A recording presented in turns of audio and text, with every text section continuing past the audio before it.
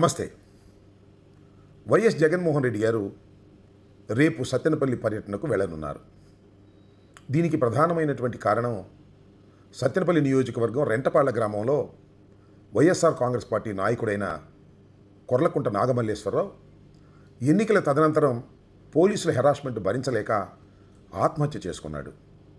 వారి కుటుంబాన్ని పలకరించాలని ఎప్పటి నుంచో అనుకోవటం జరుగుతూ ఉంది. ఒకసారి అది పోస్ట్పోన్ కూడా అయింది కొన్ని కారణాల వలన. రేపు ఆయన బయలుదేరి వెళ్ళాలని నిర్ణయించుకొని ప్రోగ్రామ్ను కూడా ఫిక్స్ చేసుకున్నారు. అయితే చిత్రం ఏంటంటే దానికి పర్మిషన్ లేదని, దానికి బందోబస్తు ఏర్పాటు చేయలేమని పోలీసులు సాక్షాత్తు ఎస్పీ గారే మీడియా సమావేశం పెట్టి చెప్పడం ఆశ్చర్యాన్ని కలిగించింది. ఎందుకంటే ఈ దేశంలో, అంటే ప్రజాస్వామ్య దేశంలో ఎవరైనా ఎక్కడికైనా వెళ్ళవచ్చు. ఇది స్వాతంత్రానికి సంబంధించినటువంటి అంశం, ప్రాథమిక హక్కు. ఆ ప్రాథమిక హక్కును కూడా తీసేయాలనేటువంటి ప్రయత్నం చేస్తున్నారు.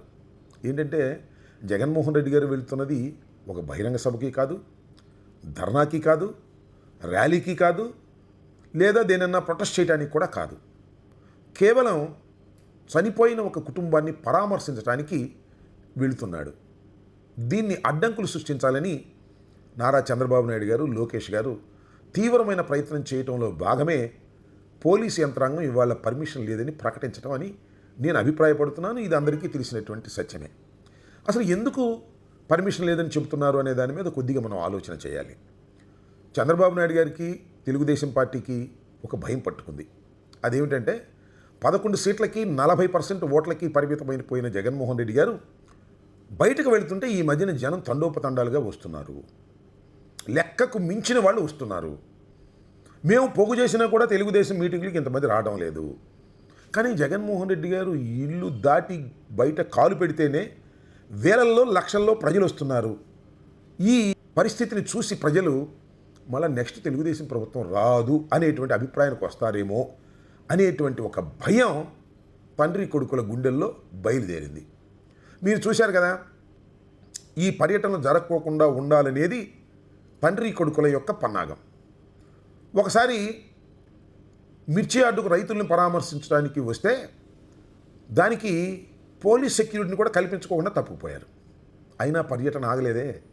పర్యటన జరిగింది, రైతులను పరామర్శించడం జరిగింది, రైతులు ఇతిబాధలు తెలుసుకునేటటువంటి కార్యక్రమం కూడా ముగించుకుని జగన్మోహన్ రెడ్డి గారు వెళ్ళారు. ఇంక ఎక్కడికి వెళ్ళినా వేలల్లో లక్షల్లో ప్రజలు ఆయన్ని చూడటానికి, ఆయన్ని సపోర్ట్ చేయడానికి వస్తున్నారు అనేది ఎస్టాబ్లిష్ అయిపోయింది. మొన్న పొదిలి వెళ్ళారు పొగాకు రైతులను పరామర్శించడానికి. అక్కడ చంద్రబాబు గారు చెప్పిందే 15,000 మందిని ఎంటబెట్టుకుని వెళ్తాడా అని. తాడేపల్లి నుంచి 15,000 మందిని ఎంటబెట్టుకెళ్ళారా? అక్కడ జనం వచ్చారు. జగన్మోహన్ రెడ్డి గారు జనం మనిషి. జగన్మోహన్ రెడ్డి గారు ఏదైనా ఒక ప్రాంతానికి వెళితే అశేషంగా జనం వస్తారు. అది ఆయనకున్నటువంటి క్రేజ్ అనండి, ఆయనకున్నటువంటి అభిమానం అనండి. Is a mass leader. దానికి వస్తే మీకేంటి అభ్యంతరం నాకు అర్థం కాలేదు.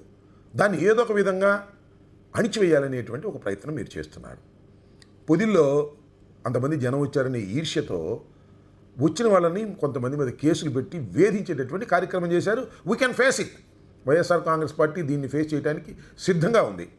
ఇవాళ సత్తెనపల్లి నియోజకవర్గంలో ఒక కుటుంబాన్ని పరామర్శించడానికి వెళుతుంటే ఏమిటి మీ ఆజ్ఞలు నాకు అర్థం కాలేదు. ఏమిటి నిషేధాలు? జగన్మోహన్ రెడ్డి గారు వెళుతుంటే వస్తారు జనం. దాన్ని ఎవరు కాదంటారు? మేమన్నా తీసుకొస్తున్నావా, లేదా డబ్బులు ఇచ్చి తీసుకొస్తున్నావా, లేకపోతే వాళ్ళకి ఏమైనా తాయిలాలు ఇచ్చి తీసుకొస్తున్నావా, వాళ్ళకి ఏమైనా ట్రాన్స్పోర్ట్ పెట్టి తీసుకొస్తున్నావా?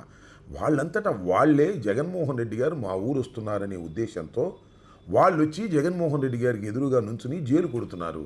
ఇది జగన్మోహన్ రెడ్డి గారికి ఉన్నటువంటి ఒక క్రేజ్ అనండి, ఒక అభిమానం అనండి. దాన్ని చూసి ఓర్వలేక మీరు ఎందుకు ఈ విధంగా ప్రజాస్వామ్యంలో ఆయనకి పర్మిషన్ లేదని నివారించడానికి మీరు ప్రయత్నం చేస్తున్నారు. ఇక్కడ మీరు గమనించవలసింది ఇంకోటి కూడా ఉంది. వైఎస్ఆర్ కాంగ్రెస్ పార్టీ అధికారంలో ఉన్నప్పుడు మరి విశాఖపట్నంలో పవన్ కళ్యాణ్ గారు జనవాణిని పెట్టి వెళ్తే పోలీసులు మీకు పర్మిషన్ లేదు అంటే, పబ్లిక్ మీటింగ్ పర్మిషన్ లేదు అని చెప్పి నోటీస్ ఇచ్చినందుకే అంతగా పవన్ కళ్యాణ్ గారు రెచ్చిపోయి మాట్లాడారు. మర్చిపోయారేమో బహుశా. మరి వాళ్ళు కేవలం ఒక చనిపోయిన కుటుంబాన్ని పరామర్శించడానికి వెళుతుంటే వెళ్ళడానికి వీలు లేదంటాం ఎంతవరకు సమంజసం అవుతుంది? పవన్ కళ్యాణ్ గారు, మీరు మరి మాట్లాడిన దీని గురించి మీరు మాట్లాడరా? ఆ హక్కులు మీకేనా, మాకు లేవా?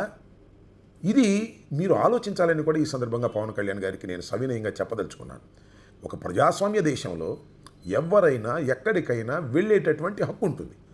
లేదు మేమేదైనా అరాచకం సృష్టించడానికో లేదా తగాదాకో లేక ఒక ఫ్రిక్షన్ చేయటానికో లేకపోతే ఒక ర్యాలీకో వెళుతుంటే మేము పర్మిషన్ తీసుకోవాలి.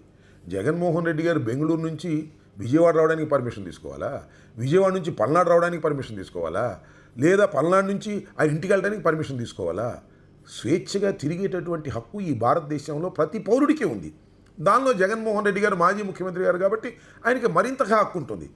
మీరు పోలీసు బలగాలను ఆయనకు వస్తున్నటువంటి జనాన్ని అదుపు చేయడానికి మీకు శక్తి లేకపోతే చెప్పండి, అంతే తప్ప ఈ విధమైనటువంటి దాని ఏదో చెప్తారు తొండాడటం అని. చిన్నప్పుడు మనం చిన్నపిల్లల దగ్గర ఏంట్రా తొండాడుతున్నామంట. ఈ తొండి కార్యక్రమాలు ఎందుకు? జగన్మోహన్ రెడ్డి గారు వస్తుంటే పర్మిషన్ లేదు, మీరు రావడానికి వీలు లేదు అని ఇలాంటి తొండి కార్యక్రమాలు ఆడటం వల్ల మీకు ఏ విధమైనటువంటి ప్రయోజనం లేదు. సరిగదా? జగన్మోహన్ రెడ్డి గారికి వస్తున్నటువంటి ప్రజాదరణ చూసి మీరు ఓర్వలేకపోతున్నారనేటువంటి సంకేతాలు రాష్ట్ర వ్యాప్తంగా వెళతాయి. మీ పతనం మరింత వేగంగా జరుగుతుందనే విషయాన్ని దయచేసి గుర్తుపెట్టుకోవాలని ఈ సందర్భంగా చెప్పదలుచుకున్నాను.